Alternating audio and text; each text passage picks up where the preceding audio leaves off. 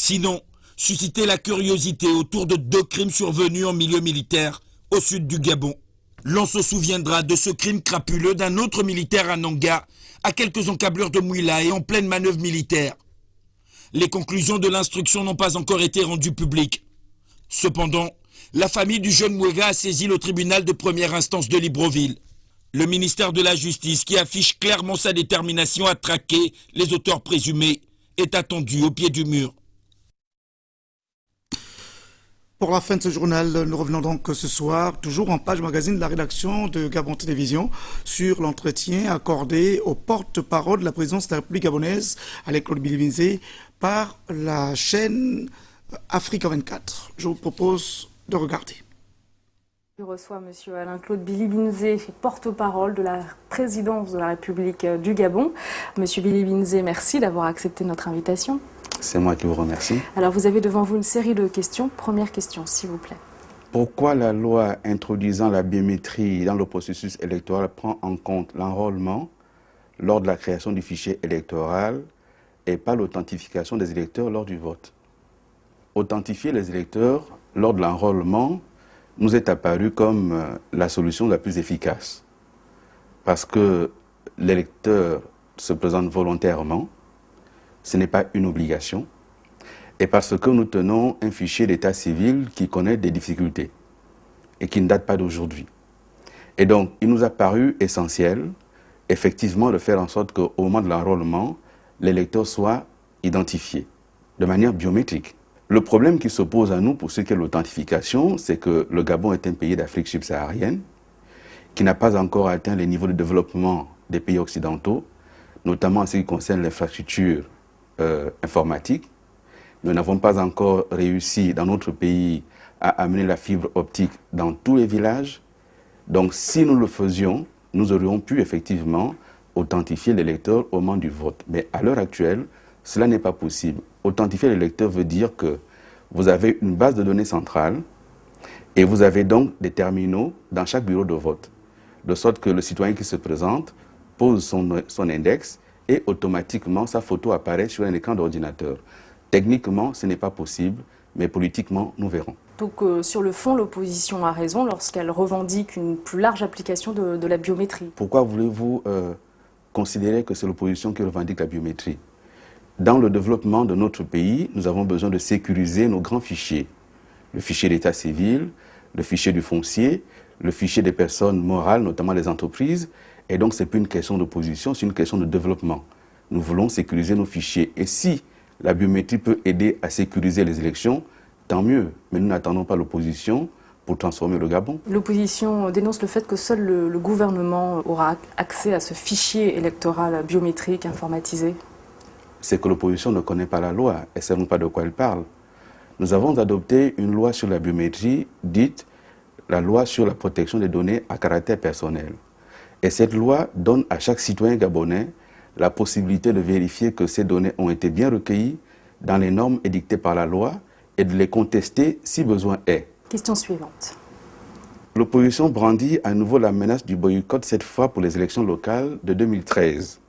Dans quelle mesure prenez-vous cet avertissement au sérieux? D'abord, il n'y a pas une opposition.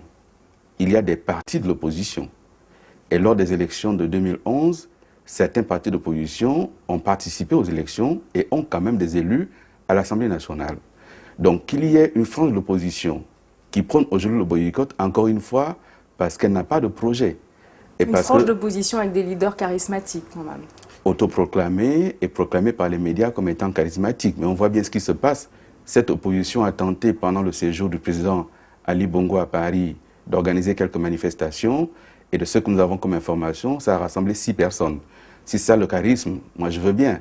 Mais dans tous les cas, nous n'avons toujours aucun projet. Des leaders d'opposition qui ont obtenu quand même des résultats plutôt dignes lors des dernières élections présidentielles, vous en convenez? Nous sommes en phase de construction d'un pays et l'opposition est dans son droit. Mais ceux-là, ils ont le droit de s'exprimer, mais je ne suis pas sûr qu'ils soient légitimes, compte tenu, de leur passé dans le régime et de ce qu'ils ont fait. Ils ont contribué à baisser le Gabon, à l'abîmer. Et aujourd'hui, Ali Bongo Ondimba reconstruit le Gabon péniblement, difficilement, mais avec détermination. Et donc nous n'avons pas de leçon à recevoir de cela. S'ils ne veulent pas aller aux élections, ils sont libres. D'autres citoyens iront aux élections pour construire le pays. Question suivante. L'ancien Premier ministre gabonais, Paul Biya Oguemba, a été nommé par un décret présidentiel au poste de président du Conseil économique et social du Gabon. Faut-il interpréter cette nomination comme une récompense? Lorsque on dit qu'il a été nommé par décret présidentiel, c'est parce que la Constitution le prévoit ainsi. Ce n'est donc pas une autoproclamation, on n'a fait que respecter la Constitution. Et M. Paul Biya Oguemba est un haut serviteur de l'État. Il remplit toutes les conditions pour diriger l'institution qu'on appelle Conseil économique et social, dont on sait qu'elle est conseiller de l'État en ce qui concerne la culture, en ce qui concerne la politique minéralière et minière, en ce qui concerne la politique budgétaire et financière de l'État. Et donc son expérience, son expertise font que c'est une personnalité qui est à sa place à ce niveau-là. Et pour le chef de l'État gabonais, il n'y avait pas d'autres candidats possibles? Certainement que si. Mais le choix qui a été fait, c'est celui de Paul Biya Oguemba. Je rappelle, c'est un mandat. Et donc, ce n'est pas une éternité. Il est là. Une autre fois, si Ali Bongo est encore au pouvoir, il choisira quelqu'un d'autre. Mais vous savez, lorsque vous dites est-ce qu'il n'y avait pas d'autres candidats, mais il y a 1000 postes à pouvoir. Et chacun a son rôle, chacun a sa personnalité. Pour le moment, M. Paul Biya Oguemba nous paraît être le mieux à même pour remplir cette mission. Est-ce que ça ne va pas susciter encore l'ire de l'opposition, de la classe politique d'opposition une nouvelle fois, cette décision? Vous savez, nous mettons en œuvre la Constitution de la République qui prévoit que le chef de l'État nomme le président du Conseil économique et social. Et il le choisit parmi les personnalités qui ont hautement servi l'administration gabonaise. Et M. Paul Biya Oguemba, par son curriculum vitae, il a occupé de hautes fonctions dans l'État. Il a été Premier ministre. Et d'ailleurs, le texte qui organise le Conseil économique et social prévoit que les anciens premiers ministres ont rang de président et vice-président du Conseil économique et social. Donc c'est naturellement que M. Paul Biya Oguemba, qui a servi l'État, a été promu à cette fonction. Question suivante. Le président français François Hollande promet la mort de la France-Afrique. Qu'est-ce que cela implique vis-à-vis de l'État gabonais? Nous n'avons pas attendu le président français pour proclamer la mort de la France-Afrique. Le président Ali Bongo l'a clairement dit lors d'un séjour du président Sarkozy à Libreville. Pour nous, la France-Afrique correspond à une époque qui ne correspond pas du tout à notre façon de voir les relations entre la France et le Gabon, qui pour nous sont des relations d'État à État, donc des relations entre États souverains. Il n'y a dans cette relation aucun État au-dessus de l'autre.